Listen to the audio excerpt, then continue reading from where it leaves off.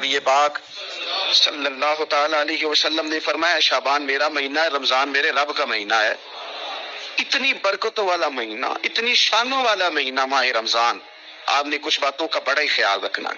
एक तो आपने कोशिश करनी है नमाजें ज़ौक के साथ पढ़ी जाए, यानी एक है कि वो टांगे नहीं उठ रही, अब तरावी का टाइम, ना ना ना, इसमें कजी है, इसमें थोड़ा सा ना ज़ौक की कमजोरी है। उठना है तो शौक से उठना है, भाग के उठना है। आपने मस्जिद के साथ दिलचस्पी पैदा करनी है, कोशिश करनी है मस्जिद की सफाई भी रमजान में हमारे ही से ही आए। आपने अपने इलाकों की मसाजिद की सफाई, नमाज शौक से पढ़नी है, शौक से।